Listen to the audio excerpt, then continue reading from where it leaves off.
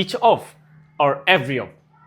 Maximum টাইমে আমাদের sentence মেকিংয়ের সময় আমরা ইচ অফ কখন ব্যবহার করব, এভরি অফ কখন ব্যবহার করব।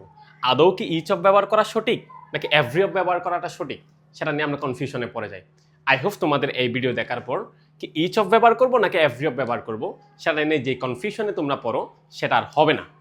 চলো শুরু করি। দেখো, প্রথমেই যদি বলে রাখি আমি এই শব্দটা অ্যাজেরিভ যেমন হতে পারে, প্রনাউন হতে পারে। তাহলে ইংরেজিতে ইচ শব্দটা অ্যাজেরিভও যেমন হতে পারে, প্রনাউনও হতে পারে। বাট এভরি শব্দের ক্ষেত্রে তোমাদের খেয়াল রাখতে হবে, এভরি শব্দটা প্রনাউন হতে পারে না, অ্যাজেরিভ হতে পারে। তাহলে ডিফারেন্সটা কোথায় খেয়াল করো। ইচকে আমরা অ্যাজেরিভ হিসাবে যেমন ইউজ করতে পারি, আবার প্রনাউন হিসাবে ইউজ করতে পারি। কিন্তু এভরিকে আমরা চাইলেও প্রনাউন হিসাবে ইউজ করতে পারবো না, এভরিকে আমাদের ব্যবহার করতে হবে অ্যাজেরিভ হিসাবে। But everybody, everyone, everything pronoun হতে পারে, কিন্তু এটা হচ্ছে শুধু এভরি কিন্তু কি হতে পারবে, শুধু অনলি অ্যাজেরিভ, বাট প্রনাউন হতে পারবে না। এবার আসো, এখানে দেখতেছি each of them was present, আবার every of them was present.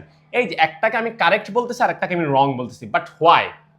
তো এক্সপ্লেনেশনে যদি আমরা যাই, দেখি এখানে আমরা একটা প্রিপোজিশন দেখতে পাচ্ছি, এখানেও একটা প্রিপোজিশন দেখতে পাচ্ছি। তাহলে ভার্ব, তাহলে এখানে সাবজেক্টের মাঝখানে একটা প্রিপোজিশন দেখতে পাচ্ছি, এখানেও সাবজেক্টের মাঝখানে একটা কি পেলাম, প্রিপোজিশন দেখতে পেলাম। এবার আসা স্ট্রাকচার।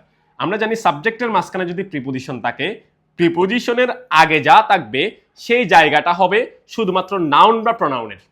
এগেইন আবার বলতেছি, সাবজেক্টের মাঝখানে যদি কোনো প্রিপোজিশন থাকে এবং প্রিপোজিশনের আগে যেই শব্দটা থাকবে সেটাকে হয় নাউন হতে হবে, না হলে প্রনাউন হতে হবে।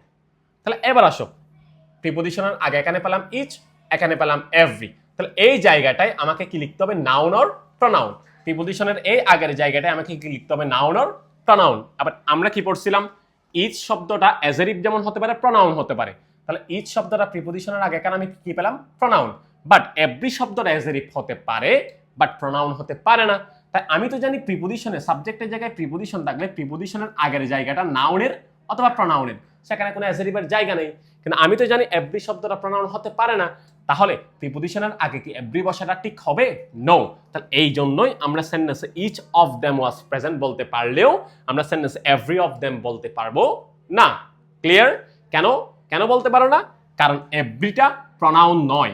আমি জানি প্রিপোজিশনের আগে নাউন প্রনাউনের অবস্থান, তাহলে এভরি যেহেতু প্রনাউন হতে পারে না, তাহলে আমি সেন্টেন্সে এভরি ব্যবহার করতে পারবো না, আমাকে ব্যবহার করতে হবে ইচ অফ। তাহলে এভরি অফ আমি ব্যবহার করতে পারবো না। দেন এবার আসো, ইচ শব্দটা অ্যাজেরিভ হতে পারে, এভরি শব্দটাও অ্যাজেরিভ হতে পারে। আমরা জানি, দেখো ইচ একটা, দেখো এখানে পেলাম ইচ বয়, এখানে পেলাম এভরি মাদার।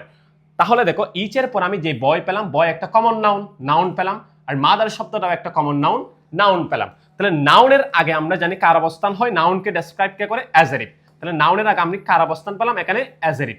তাহলে এই সেন্টেন্সে ইচ শব্দটা হচ্ছে একটা প্রনাউন, কারণ প্রিপোজিশনের আগে নাউন বা প্রনাউনের অবস্থান। তাহলে এই সেন্টেন্সে ইচ শব্দটা প্রনাউন, আর এই সেন্টেন্সে বয় নাউনের আগে অ্যাজেরিভের অবস্থান, তাই এই সেন্টেন্সে ইচ হচ্ছে একটা অ্যাজেরিভ। এবার এই যে মাদারের আগে আমি এভরি পেলাম, মাদার নাউনের আগে যার অবস্থান সে হচ্ছে অ্যাজেরিভ। ওকে, তাহলে এভরি শব্দটাকে আমি অ্যাজেরিভ হিসাবে ইউজ করতে পারলেও আমি এভরি শব্দটাকে প্রনাউন হিসাবে ইউজ করতে পারবো না। বাট ইচ এই শব্দটাকে আমি প্রনাউন হিসাবেও যেমন ইউজ করতে পারি, আমি আবার চাইলে অ্যাজেরিভ হিসাবেও ইউজ করতে পারি। ক্লিয়ার? তাহলে এই দুইটা সেন্টেন্সে আমি ইচ অফটা ইউজ করতে পারলেও এভরি অফ ইউজ করতে পারবো না, বিকজ প্রিপোজিশনের আগে সাবজেক্টে নাউন বা প্রনাউনের অবস্থান হয়, বাট এভরিটা প্রনাউন হিসেবে বসে না। দ্যাটস ওয়াই আমি এখানে এভরি অফ ব্যবহার করতে পারবো না, I have to use each. Clear?